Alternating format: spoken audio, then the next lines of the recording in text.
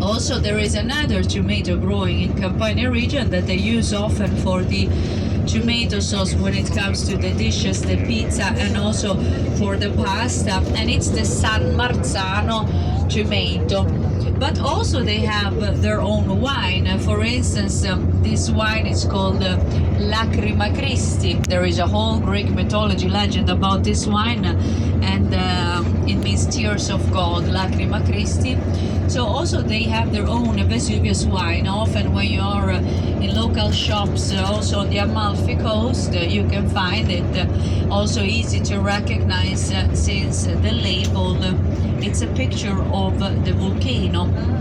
Or also you can just ask for the Vesuvius wine, and everybody knows it and sells it in these areas that we're visiting today. So it's worth it for them to live there. And then we have also a few kilometers away, you have Napoli, the biggest city in Campania region, and you have millions of residents today in Campania. If you check online, you find out that we have only 3 million residents, but consider that plenty are living there also without having the residence. And also we have a lot of tourism, we have a lot of people going in only for work to visit during the day a few hours, or they leave by night. We have the high-speed trains going, for instance, from Rome. You can reach Naples in just 1 hour and 10 minutes if you take the high-speed trains with the companies. Neither you have Trenitalia, the different arrows, you have silver, red, and then you have Italo, the company. 1 hour 10 minutes you're in Naples. You can spend a whole day and you can go back by night, and it's another incredible city to visit. And also they have a big airport, so a lot of people go in also for work from Milan, Sicily, whatever, in not even an hour you are in Naples. So a lot of extra people being there and visiting during also just a day, or tourism. Also they have a big harbor in Naples, so you will see the views of it. It's beautiful, and you have cruises docking with thousands and thousands of people every day. Campania region is one of the most visited that we have in Italy today, because of the presence also of the archaeological site of Pompeii, but also the beautiful Amalfi coast, Naples. So it's a very, very busy area.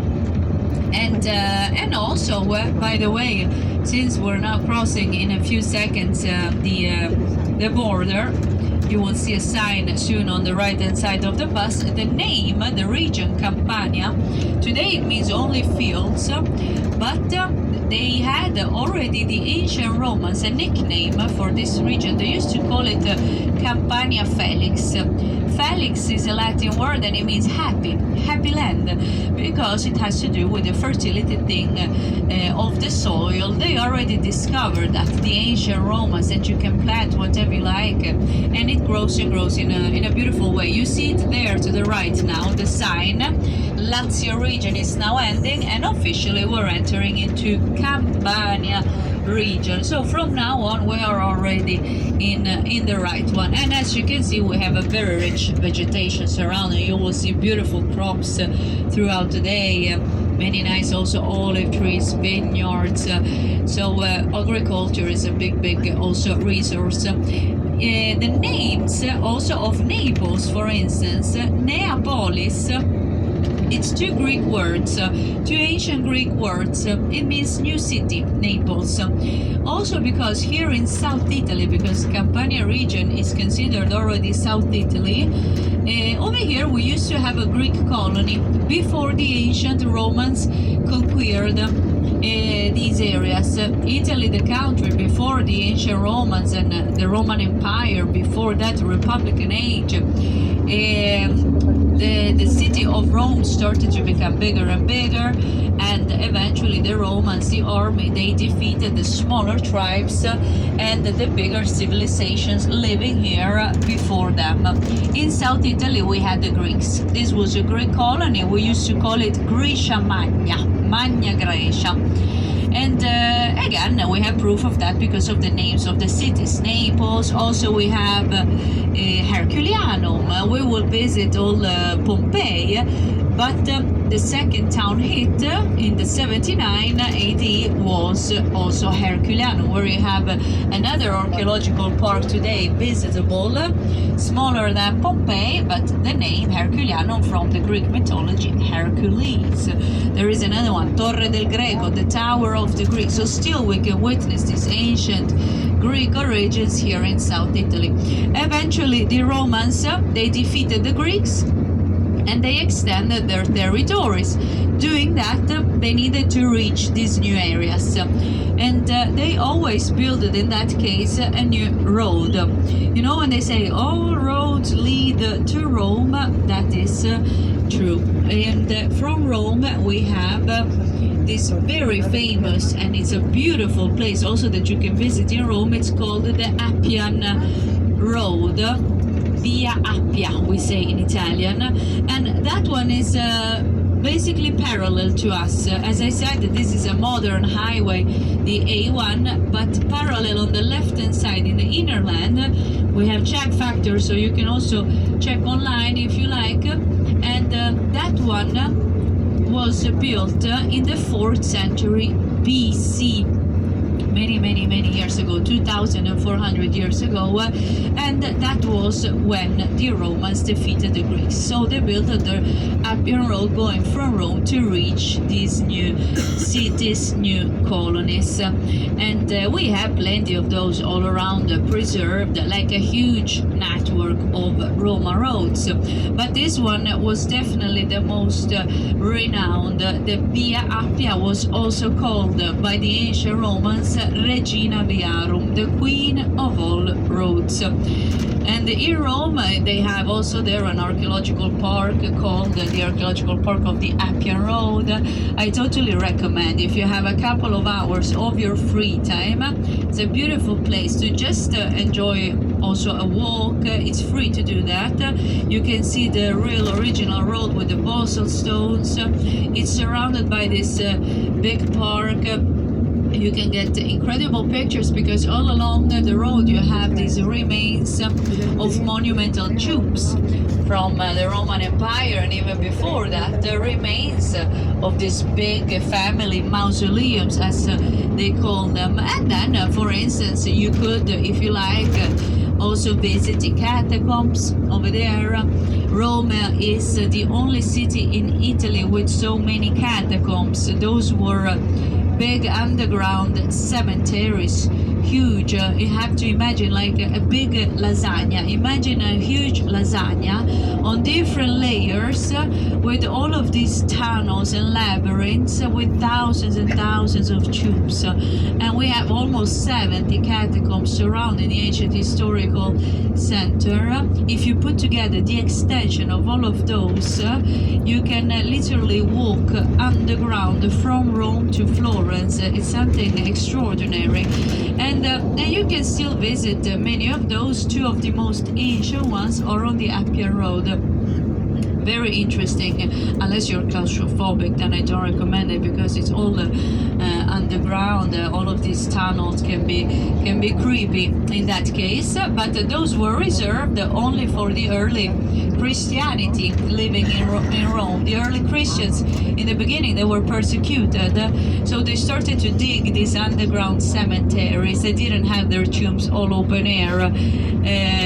When the community started to grow, they wanted to have their own, and they started to dig these underground cemeteries that they called catacombs. So why not also do that if you have some time in Rome? And by the way, on that Appian Road, very soon you will start to read on the signs the name of another very famous town here in Campania region. It's called Capua.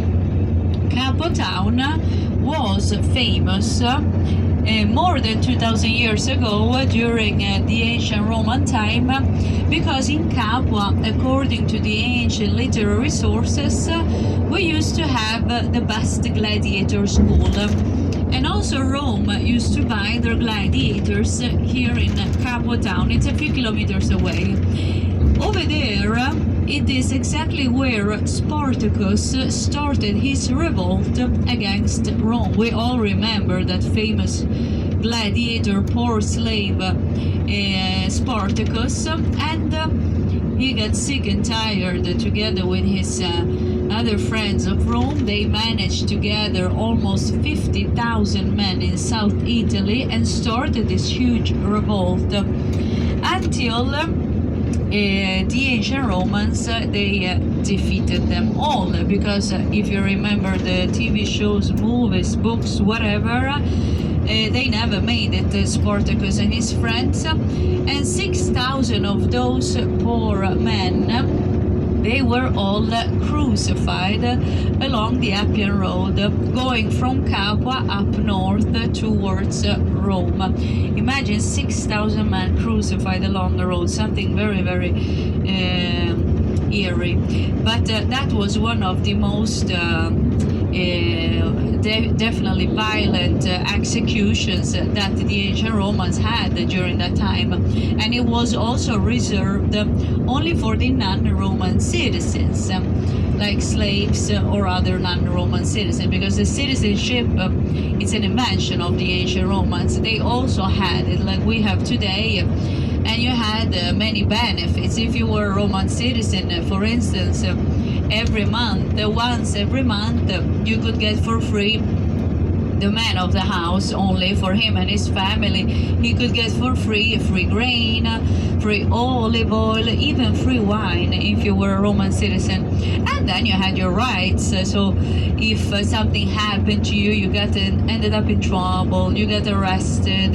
First of all, you had the right to defend yourself, get a trial, and then at the end, if you lost it, at least you knew you could not be crucified, since that was a very shameful way of dying, painful and humiliating for a Roman back then. So reserved only for non-Roman citizens or poor slaves. And we have also a perfect example of that. I guess many of you will go and visit the Vatican, right? The Vatican museums, the Basilica of St. Peter. Also nowadays it's very super busy because we have our new Pope, Leo, first American Pope in history. And in the Vatican, I am sure that if you get a guided tour, you will hear the guides mention the lives of St. Peter and St. Paul, because we have a perfect example of that. According to the legend, history, religion, put it however you like, the scholars, they say that St. Peter's he was he was not a Roman citizen, and that is why he was crucified. He was crucified very close to where we have the Basilica of St. Peter standing, because it was built on top of what they think is his tomb, and you can see a glimpse of it if you visit the undergrounds of the church. And over there, very close, we had this spot where there was back then a circus, where often during the days in the circus, in the amphitheaters, in our Colosseum, we used to have also executions. So he was crucified, St. Peter. Instead, his friend, St. Paul, he was a Roman citizen, and that is why they say instead that he was beheaded. He was still executed, but through the beheading. He could not be crucified. So having the citizenship back then was truly an important thing. And also, since you are in Rome these days, you might also know that it's the Jubileum year, right? The Vatican, and nowadays consider that the politics and the religion are two completely separated things in Italy. Now, that is a modern thing, because until we unified our country, because we're very young as a country, we unified only in the 1870, so we're about 150 years old. Before that, the Vatican state was very big. It covered almost entirely central part of the country. Today it's only 44 hectares, the size of it. It's the smallest state on earth. And back then the popes, they were more like kings, completely different to the situation today. They had also a lot of political control. But since we have the Vatican in Rome, it's still the center of the Catholic world. So every 25 years, the Vatican has this jubileum year. And that means that they open up these so-called holy doors in 4 of the basilicas in Rome. We have almost 1,000 churches. I am sure that you have noticed that we have many, way too many. They like to over-exaggerate. Only where we were this morning, consider that where we had the meeting point, Piazza del Popolo Square, is the only church, the only square in Rome where you have 3 different churches. 2 were even twins. I am sure you saw them.